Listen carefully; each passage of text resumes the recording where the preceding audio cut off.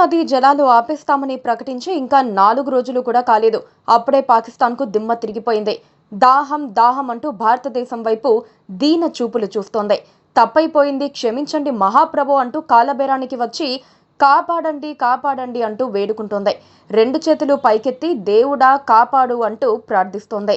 పహల్గాం దాడికి బాధ్యత వహిస్తామని పాకిస్తాన్ డైరెక్ట్గా చెప్పకపోయినా భారత్కు దాదాపుగా దాసోహం అనేసింది. రక్తపాతం సృష్టిస్తామని ప్రగల్భాలు పలికిన పాకిస్తాన్ 24 గంటల్లోనే పహల్గాం ఉగ్రదాడిపై స్వతంత్ర దర్యాప్తుకు సహకరిస్తామని ప్రకటించింది.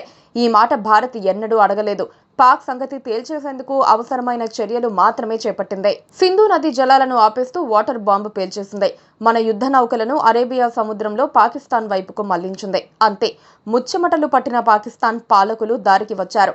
పైగా పాకిస్తాన్ ప్రజల్లోనే ఆ దేశ పాలకులపై ఆగ్రహావేశాలు కట్టలు తెంచుకుని ప్రవహిస్తున్నాయి. దాంతో భయపడిపోయిన పాక్ నాయకులు, ఆర్మీ ఉన్నతాధికారులు ముందు జాగ్రత్త చర్యగా తమ కుటుంబాలను సురక్షిత ప్రదేశాలకు తరలించారు.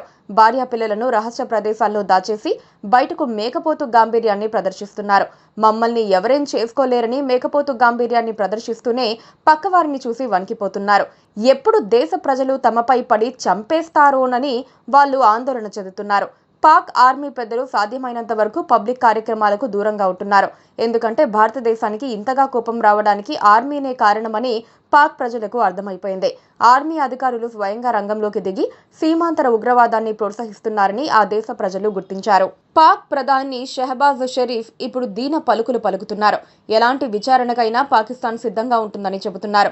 పైగా పాకిస్తాన్ ప్రభుత్వం నిష్పక్షపాతంగా, పారదర్శకంగా పనిచేస్తూ సమగ్ర విచారణకు సహకరిస్తోందంటున్నారు.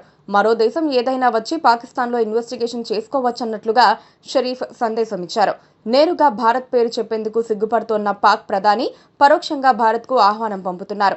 ఎక్కడ సర్జికల్ దాడులు చేసి తమ పరువు తీస్తారోనని మరో భయం కూడా వారిని వెంటాడుతోంది. భారత ప్రజలు మాత్రం పాకిస్తాన్ను క్షమించేందుకు సిద్ధంగా లేరు. ఈసారి గట్టిగా ఫైనల్ దెబ్బ కొట్టాల్సిందేనని అంటున్నారు. ఈ క్రమంలో మోదీ, అమిత్ షా, రాజ్నాథ్ సింగ్ పై కూడా ఒత్తిడి పెరుగుతోంది. ప్రభుత్వ వైఖరిపై 1-2 రోజుల్లో స్పష్టత రానుంది. Please subscribe to KTV Telugu. KTV Telugu. KTV Telugu.